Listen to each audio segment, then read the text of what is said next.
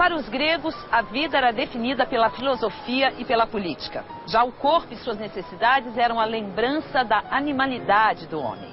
Os romanos introduziram uma mudança nesse quadro ao inscrever a vida e o corpo dentro de uma legislação. Os romanos foram grandes comerciantes, grandes administradores, grandes guerreiros e grandes juristas, mas não grandes políticos nem grandes filósofos.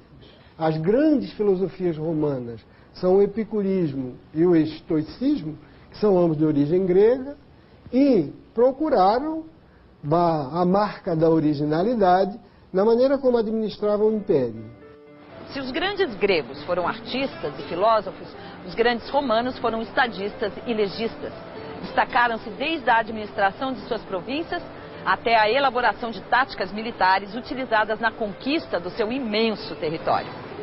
Até hoje, os gregos são referência no campo da filosofia, enquanto os romanos deixaram suas marcas em outros campos. A legislação romana é a base do direito em muitos países, inclusive no Brasil. Os romanos, então, traduziram a zoon e o bios por uma só palavra, a ideia de vita, né, que é de onde vem a nossa vida, né, e traduziram o soma para o corpus. Com essa simplificação de alguma coisa que era múltipla, eles fizeram, então, entrar dentro do equipamento jurídico a divisão vida qualificada e resto da vida, ou vida não qualificada. Ou seja, a vida digna e a vida indigna. E essa vida indigna para os romanos adquiriu uma figura jurídica do chamado homo sacer. O que era o homo sacer romano, o homem sagrado romano? Não é, como a gente imagina, o homem consagrado, o homem divino. A característica do homo sacer é que ele não podia participar, ao ferir dos mesmos direitos do patriciado, ou, se a gente quiser traduzir, da cidadania romana.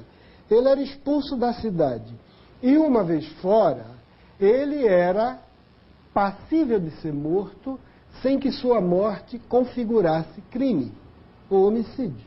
Era literalmente um errante. Para que então existia essa figura do homo sacer, do homem banido, do homem reduzido ao corpo, do homem que não tinha a boa vida? O homo sacer existia por uma necessidade cultural específica de Roma, que era para afirmar a absoluta soberania do governante. Era o governante, era o soberano, quem tinha o poder de dizer quem merece morrer e quem pode viver. O homo sacer, o corpus e não mais o soma, né, do homo sacer, então, é o resto da vida. É aquilo que não se enquadra na vida, cuja clareza, cuja decifração se fazia, sobretudo, através do seu estatuto jurídico. Era a lei que dizia o que era a vida, ou a vida boa de ser vivida, não mais a política, nem a filosofia.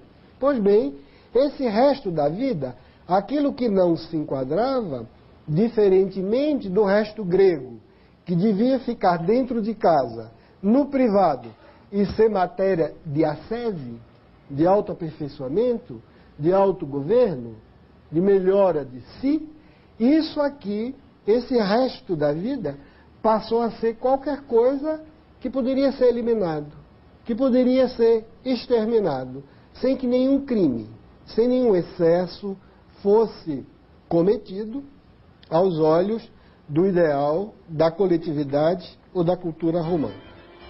Na Grécia, o resto é o que não acompanha o ideal prescrito pela filosofia e pela vida política. Em Roma, ele é o que não se encaixa no ideal prescrito pelo direito romano, e é representado justamente pelo corpo sem nenhum direito, inclusive o de viver, do homo sacer. Vejam só que cada cultura cria seu resto de vida. Cada cultura, ao criar seu resto de vida, também dá o estatuto ao corpo, forma uma determinada imagem do corpo, que pode ser mais fundamental ou menos fundamental para o sujeito. Na Grécia, o soma em nada era fundamental para a definição de qualquer subjetividade. Em Roma, já era fundamental, pelo menos para uma subjetividade do homo sacer, ou de alguém que representava a vida nua, a vida passível de ser eliminada, sem que nenhuma transgressão ou infração à lei fosse cometida. Ao estabelecer um resto da vida, o homem define também o que lhe é fundamental para a vida. A vida aparece como negativo daquilo que o homem despreza. Podemos então dizer que os restos definem